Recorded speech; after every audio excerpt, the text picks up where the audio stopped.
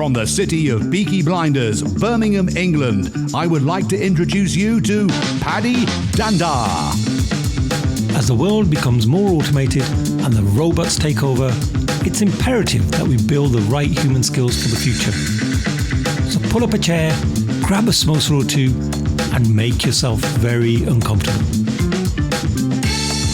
Hey folks, before we jump into this episode, I just want to say a huge thank you for all of your support over the last few months. As you know, this podcast was an idea that I came up with whilst I had COVID at the end of last year, but the feedback from the listeners has been absolutely amazing. I love all the messages I received through LinkedIn, through email directly, and even the verbal feedback that some of my fellow colleagues have been giving me as well. So really want to thank you for all of your support, which brings me on to some great news. I was super chuffed when I got to hear that this show has been nominated for the Creative Industry Awards, and specifically in the category of Best Content Creator. Now, none of that would be possible without the amazing guests that I get onto the show. I'm purely a facilitator of conversation, so most of the credit has to go to the great insights that people bring to this podcast. So in return, I have a huge favor to ask from you.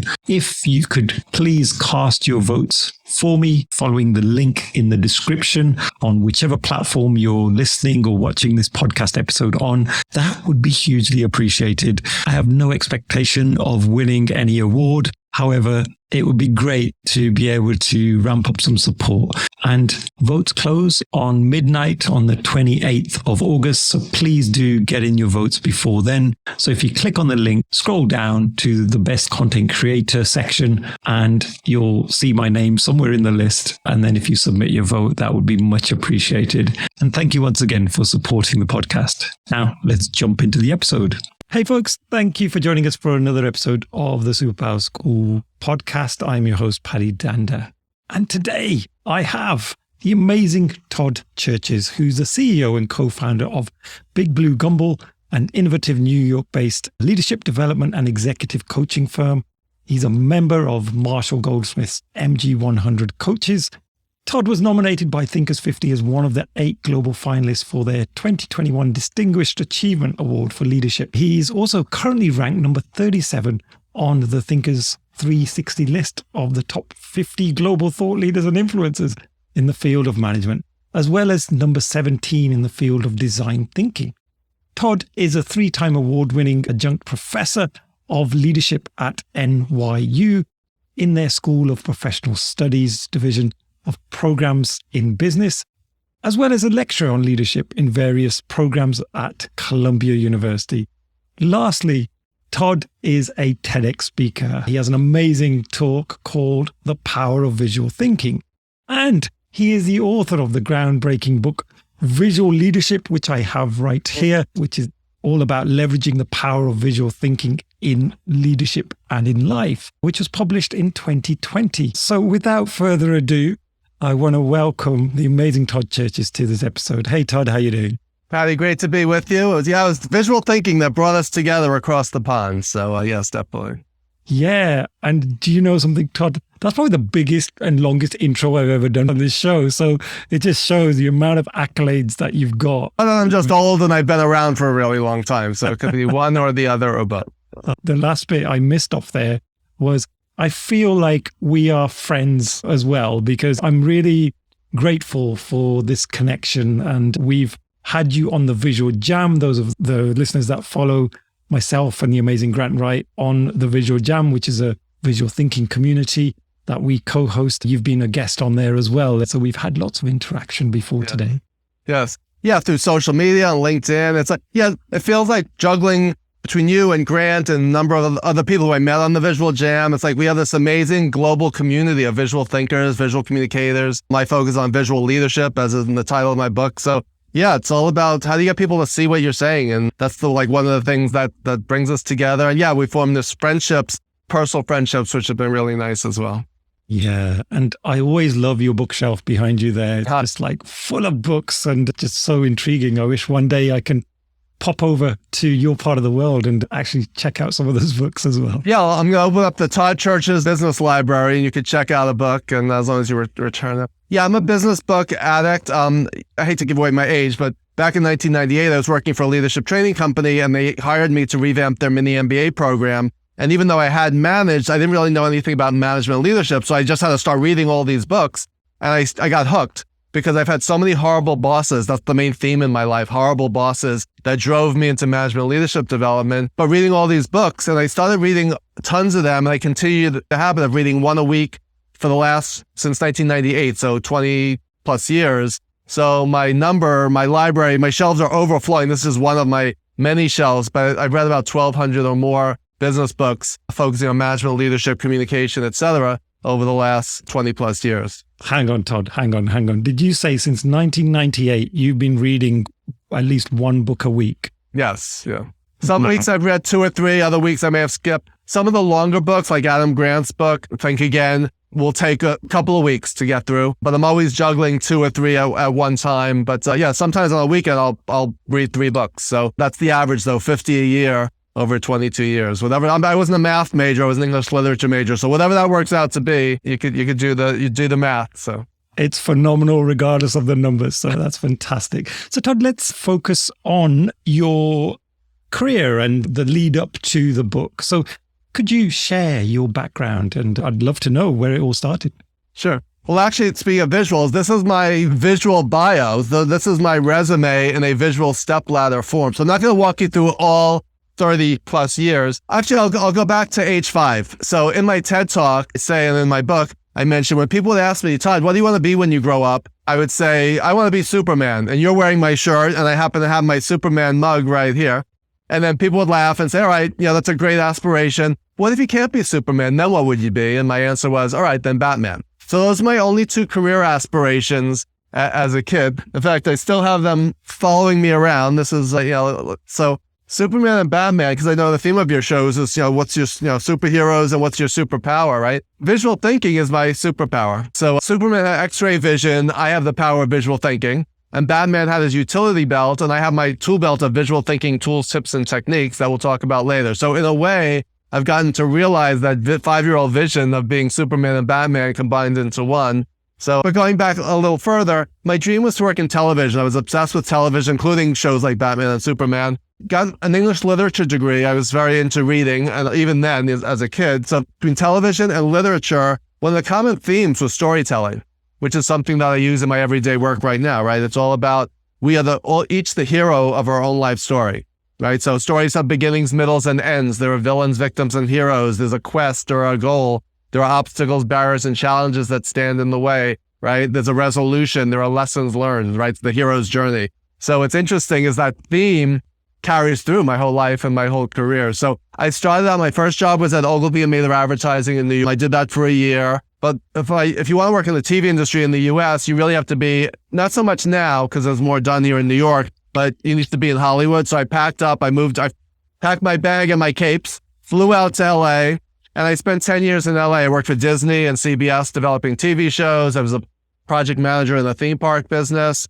Did a couple of I did one at the Duxford Imperial War Museum in the UK and one at Trocadero, a themed motion simulator ride. That was my first trip to London. And then I did a trip to China where I worked on a theme park over there. And I talk about that in my TED Talk as well. So after 10 years in LA, I decided to move back to New York. And that's where I got into management leadership, because the main theme in my life up until that point had been horrible bosses, toxic cultures, bad bosses, no leadership. So once I started realizing there are all these books written about leadership, I just got hooked and obsessed. And that's what I do today, executive coaching and management leadership training. So that's my career journey in a nutshell, which is a metaphor, by the way, which we'll be talking about shortly. Oh, yes. I love that metaphor as well, because I remember that from the TED Talk. Yeah. Awesome. So Todd, in terms of visual leadership, if somebody out there is thinking, well, what is this thing? Is it a thing? We've never heard of this before. Tell us what that is, and if you could just break it down for me. Sure. Visual leadership, very simply, is the application of visual thinking to the practice of leadership. So to use a visual, for those who are watching the video, it's, if you picture a Venn diagram, it's basically, how do I use visual thinking and visual communication to manage and to lead, right? And we could talk about the different ways to do that. But so often, what is visual thinking as opposed to just thinking? People often ask that question. A lot of times we think in terms of lists or numbers. I always talk about 3 F's: facts, figures, and feelings, right? People are not motivated by facts and figures. They're motivated by their feelings. So as a leader, if you try to motivate people just by, here are the facts and here are the numbers, that's not very inspirational. People are motivated by a vision. And if you think about the word vision as it relates to everything we're talking about, visual leadership, visual thinking, visual communication, it's about seeing, right? It's about seeing a future state that is different from and better than the current reality. And then your job as a leader is to turn that vision into reality, right? So if you look at the word visual leadership, and I actually got the word patented. So I submitted it to the US Patent Office. It was rejected twice. The third time they approved it. But visual leadership, as spelled with a single shared capital L, which a lot of people don't know this, reminds us of the fact that who we are and how we lead is inseparable from the lens through which we see the world, right? So we all have a lens that we see the world through based on our background, our upbringing, our culture, our education, our life experiences. So my father and my uncle were twins. They had genetic similarities, grew up in the same household, and yet they saw the world in a very different way, right? So the other aspect is the rainbow eye on the cover of the book represents the fact that just as no one in the world has this color eye, no one in the world sees the world through the same lens that you do. So those are just a few thoughts to keep in mind. And if you think about your vision for the future, whether it's a personal vision or an organizational vision, it's about, what do I want the future to look like? What do I want to see change, different, and better? Oh, that's so deep in terms of the cover you talked about there. I love that whole concept of the lens and the eye. And in the context of the book, when we say leadership, do we mean those senior people in organizations or other? What's your definition? Yeah, that's a great question. In my I teach leadership at NYU in Columbia. In the very first session, I asked the class, just for curiosity, how many people here are leaders? Show of hands. No one raises their hand. And what I say is, by the end of tonight, I'm going to ask the same question, and you're all going to be raising your hand because we're going to redefine what it means to be a leader, right? Being a leader is not about a title. We know a lot of people who have lofty titles who are awful leaders, and people have no titles who are amazing leaders. Leadership is about having a vision. It's about inspiring others. It's about creating followership. It's about changing the world. So even if you're just leading your own life and managing your own life, you are a manager and a leader, right? So even if you don't have direct reports or anything. So just by starting from there, then you could say, all right, how can I be the best manager and leader I could be? Starting from the point of, I need to manage and lead my life more effectively. And we could do that more effectively through using the power of visuals and visual communication. Got it. And visual leadership, then, if you had to break that down, is it a framework? Is it a bunch of techniques? Is it a mindset? It's all of those things. It's a way of thinking. It's an approach. It's a philosophy. It's about keeping in mind that lens. One of my other concepts related to the lens of the eye on the cover of the book, in addition to the rainbow eye, is what I call flipping the eye. And this is a concept I came up with after I wrote the book, so it's not in the book. Sometimes people say, where is flipping the eye in your book? It's not in there because I thought of that afterwards. Flipping the eye basically just means you need to turn that eye on yourself, almost like as if it's a mirror. Look internally, question your biases, your assumptions, your belief systems. And also, from a leadership perspective, ask yourself, can I see the world through the lens of others who are different from me? In the spirit of diversity and inclusion, belonging, equity, I need to be able to see the world from multiple perspectives. So that's one of the key concepts. So it's all of those things. And then it's an approach and a framework, which I break down into, when people say, all right, how do I do this? Right? You explain what it is and why it's so important and valuable. So now, how do I do it? I break it down to 4 areas. Though they're not independent, when used in combination, they're even more effective. And those 4 categories are, if people want to write this down, category 1 is using visual imagery and or drawing, right? That's about getting an idea out of your head and creating some visual representation that you could take in with your eye. And I know you're big on drawing, and the visual thinking VizJam community is very big on that. That's just one way. It could be using a picture. It could be using a prop. It could be using, for example, if I'm talking about, if you can wave a magic wand and change one thing about you, what would it be, right? What's the first idea that pops into your head when I mention the word leadership? There's a saying that if you only have one tool in your toolkit and it's a hammer, everything looks like a nail, right? So I could go on and on for hours. I don't know if do you have the character Curious George in the UK? Does everyone know Curious George? Yeah, I think I've seen some of those animations. Yeah. So Curious George, I keep this on my desk to always remind me to be curious and to always ask why and to dig deeper. So again, using visual images, this reminds me to think globally. I keep this globe on my desk. I'm a big baseball fan. This reminds me that when I use baseball analogies, they may not resonate with people from other cultures. I may want to use soccer or cricket or rugby or tennis when talking to people from other cultures. So I keep visual objects around me as visible, tangible reminders of concepts that I want to keep in mind and to illustrate as I just did. So that's category 1, using pictures and or imagery or props. Category 2 is using mental models or frameworks, right? Why do we have so many models like Venn diagrams, a 4-box matrix, a circle, a pyramid, right? The saying we need to think outside the box is a cliche, but we can't think outside the box until you have a box with something in it. So a framework will help us to put things into categories or boxes or some kind of format that we could, or structure, so we could see things more clearly and then maybe find solutions that we might not otherwise have seen. So that's category 2. Using models and frameworks. Category 3 is using metaphor and analogy. This one I keep on my desk as a reminder that whatever I do, it's just the tip of the iceberg, right? And then the iceberg, even if you don't see it, just the expression represents what we see and what we know is just a small portion compared to what else is out there lurking beneath the surface. And if we want to be good at something or learn or know more, we need to dive beneath the surface to find that other 90%. So that's category 3, metaphors and analogies. And category 4 is using storytelling and humor, if appropriate. I know when you did a previous podcast where you talked about using comedy and humor. I was listening to that. And so storytelling, as we mentioned, stories have beginnings, middles, and ends. You're the hero of your life story. If someone said, Paddy, how was your day yesterday? And you say, you wouldn't believe what happened to me. And you launch into a story. So a lot of times people say, I'm not a storyteller, but we're all storytellers. We're all wired for visuals and we're all wired for story. That's just what it is to be human. So if you can leverage these things with more intention and purpose, you can be even more effective. So that's just a few. So that's my framework. And when used in combination, you can be really effective using these visual techniques. Got it. And what about people that say, hey, I'm not very good at art. I don't draw. For those folks out there, can they still be a visual leader, even though they may not have those artistic skills? Yes, definitely. I'd say, we're all, as humans, we're wired for visuals and for story. So even if you say, like I can't draw, I always say if you suffer from ICD, which is I can't draw syndrome, I'm sure you can still draw a square, a circle, a triangle, a stick figure, right?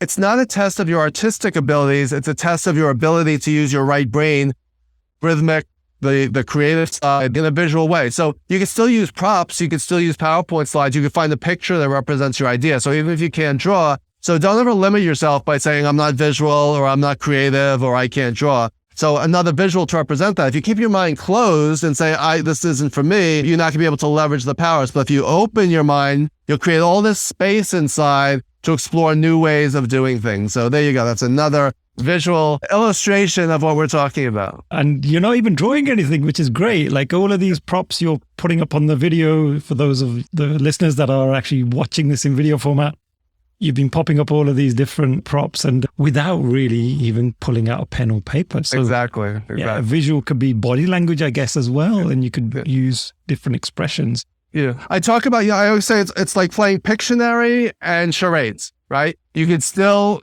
if you could play Pictionary with friends and family, you have the skills to draw. And if you do charades and use body language or sign language, that's a form of visual communication that we often don't think about. So yeah, we use visuals in all different forms. And the key question, this is something that people often ask, what about people who may be blind or sight impaired? How does this apply to them? And what I say is you can still use visual language, right?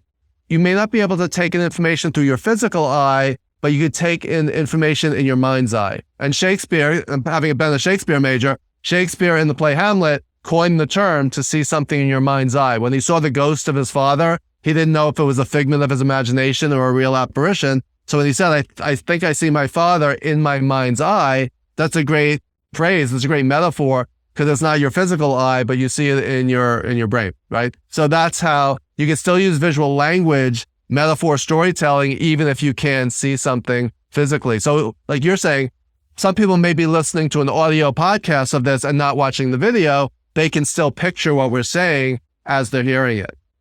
Todd, what does the research and the science tell us in terms of this being an effective way of leadership? Is there any really compelling arguments from the science? Yeah, there's a lot of research. I don't dive deep into the research. John Medina wrote a book called Brain Rules, which takes a deep dive into some of this. But there's two principles that anyone could get very simply, and you can just Google these terms. One is called the picture superiority effect, PSE. And the research there shows that when pictures and text battle against each other, the pictures win. So pictures are superior to text in terms of three categories. And I talk about this in my TED Talk. I came up with these terms: attention, comprehension, and retention. When you use a visual image or an object and people are looking at it, it gets them to focus. They're looking at it.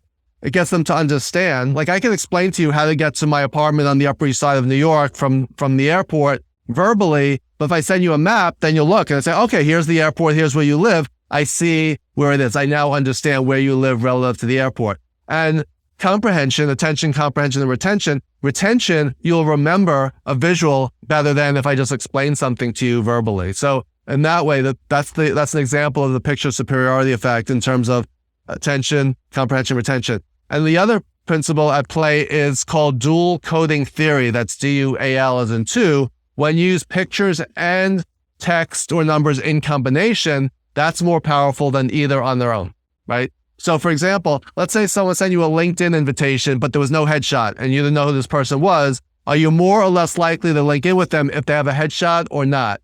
The research shows that if you have a headshot, they're more likely. Are you likely to buy a book or an item on eBay or on Amazon just from the description and the title if there's no image, no picture of it? You're more likely if there's a picture. A blog post that has a visual image is more likely to be read than one that doesn't. So there's so many real-life intuitive examples that if we're aware of it, we realize we're drawn almost magnetically to that visual image. So that's some of the science behind why this is so effective. Yeah, we can even just put ourselves in that position. I think about a few years ago, I think we were probably just about prepared to listen to a leader for an hour when we would have these big leadership kind of broadcasts at work. Then I think when YouTube really hit it big, people started saying, well, about 20 to 30 minutes is as long as I'm prepared to watch someone speak. And then obviously now in the TikTok age, it's very much, if you're talking for more than a minute or two, like you've lost me. My attention has flown to something else just because there is so much distraction. Yeah. And I think the thing that maybe leaders need to think about is how are they going to retain people's attention, because they are fighting for that engagement because of all of these distractions, right?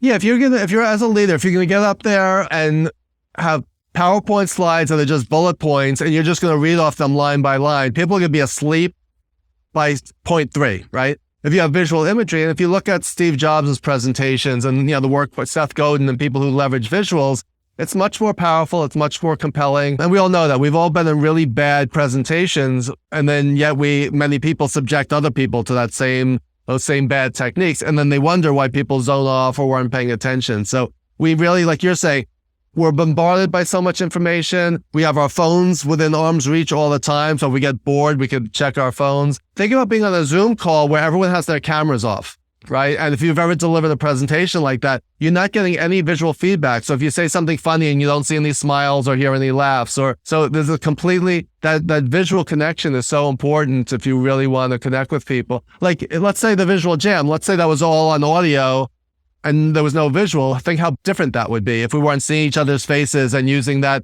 I forget whether the whiteboards and the maps and all that kind of stuff and moving Post-its around. That we engage people through visuals, through activity, through experiential learning. And then leaders wonder why people are bored or disconnected because they're not leveraging these techniques effectively.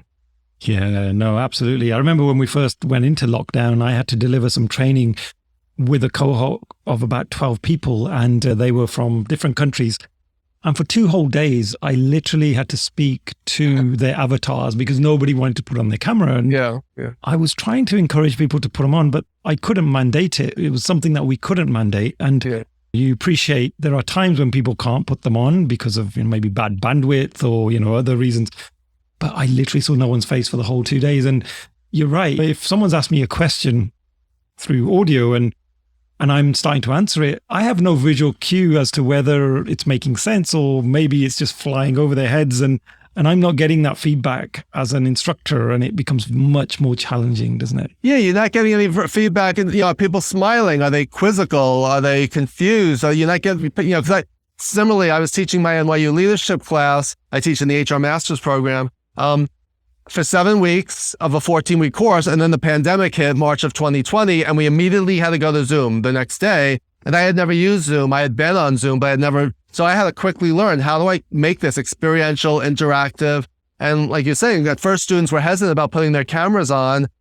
They didn't want to show their backgrounds, or it was just out of the comfort zone, right? But what was interesting, I always talk about 3 V's: visibility, voice, and value. If you want to have influence, you need to be seen, you need to be heard, and you need to make a contribution, right? Without your cameras on, without your mics on, and if you're not putting something in the chat box, are you even there? Right? You might as well just watch it on video later. So that's when I said that, the camera's starting to pop on. And by the second or third session on Zoom, everyone had their cameras on, mics on when instructed to do so, contributing in the chat. And it was much more interactive, engaging. I said, let's pretend we're in person. Let's try to make this as realistic as possible. But yeah, if you're just presenting into this void of darkness, you're getting no feedback. You don't even know if anyone's out there. Through Zoom, through whether it's Teams or WebEx, which that's a whole other conversation, but at least you're seeing faces. At least you feel like you kind of know each other. And what's been interesting lately, I just attended the Marshall Goldsmith 100 Coaches Gathering in Nashville last weekend. So to meet all these people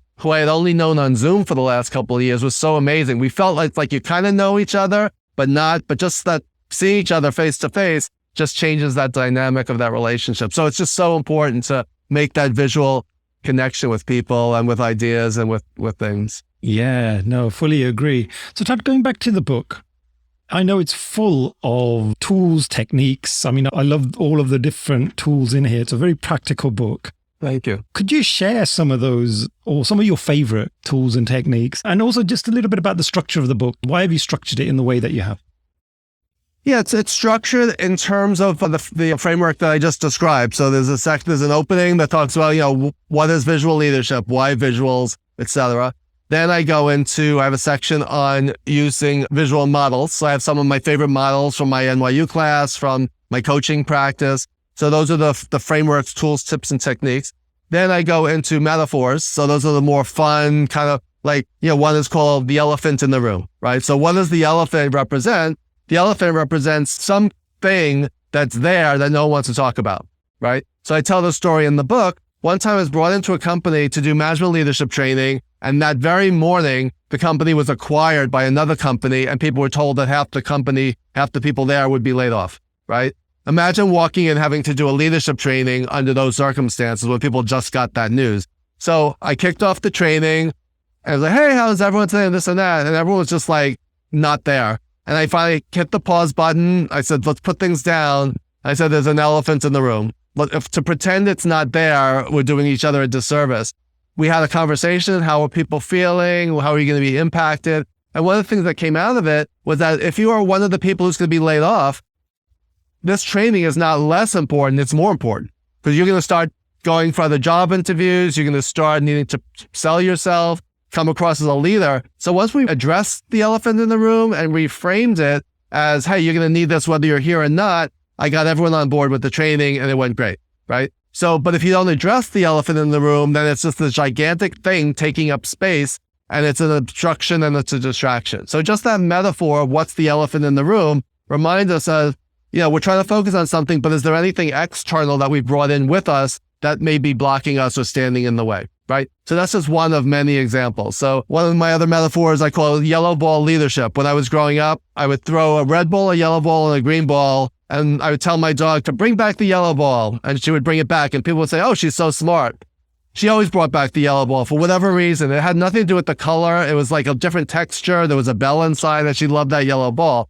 So the metaphor there is, if you want to, as a manager, set your people up for success, what is that person's yellow ball? What's the thing that if you say go for it, they're going to go for it and bring it back and focus their attention on, right? So started out with my dog from when I was a kid and this little story, but the metaphor is, what is this thing that's going to motivate and inspire you, even without being told to do so, right? So again, those are just a few examples of some of the metaphors I use. And in the story section, it's some of my favorite stories about just life lessons that happened to me, getting things that people to think about. What are the stories of your life, and the fact that your future life story is unwritten and you hold the pen, right? So if you want to change your future story, pick up a pen and write a different ending and figure out how you're going to get there. So there's just a few examples from the book and some of how it's framed and some of the content.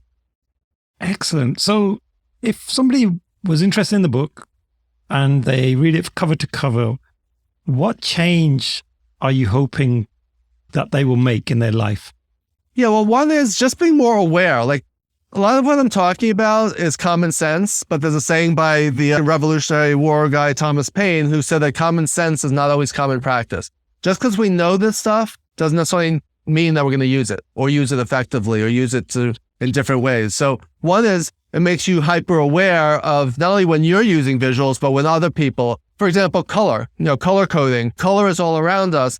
In the UK, again, this is like one of the cultural things. What are the colors of a stop traffic light? Are they yellow, red, and green, just like in the US? Yeah. Right. So imagine if you went to another country where it was not yellow, red, and green, but it was purple, orange, and brown.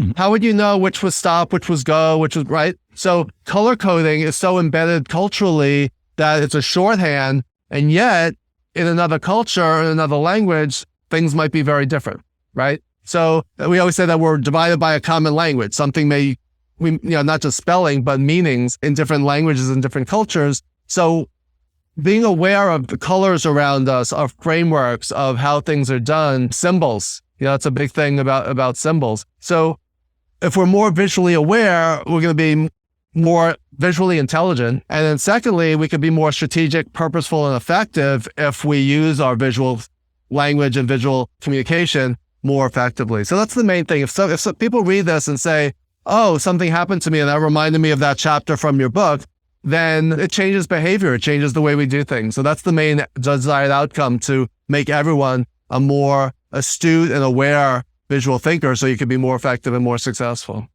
One of my favorite activities, actually you ran this in the Visual Jam, was when you asked the audience to picture of a leader and you got them to draw. Tell us more about that. Yeah, I actually got this exercise idea from a New York Times article. I say, you have 2 minutes, draw a leader. What does a leader look like? And what we find is 80% of people draw a middle-aged white male or an image that looks like, even if it's a stick figure, it tends to be male, tends to be someone who's tall. It tends to be someone with big ears that visually represents, not literally, but represents listening. A lot of times people draw a watch, represents time management. They draw like a speaking bubble, represents speaking, and but what does that say if when you have 2 minutes to think about it, you draw a picture of a middle-aged white male? If that's our image of what a leader looks like, how does that impact hiring, promotion, that visibility, voice, and value I just talked about? Who gets listened to and heard? So if we want to change the reality, we need to change our mental image of what leadership is and what it looks like. So even women, a lot of times women will kick themselves saying, I can't believe I'm so big on, women's empowerment and women leadership. And yet, why did I draw a middle-aged white male when I thought of a leader? And it's usually someone in a business suit with a tie. And, most of us are not wearing ties anymore these days, but yet that's our image of what leadership is supposed to look like. So that's a great exercise that subconsciously we all have assumptions, biases, unconscious biases, and we need to bring those to the surface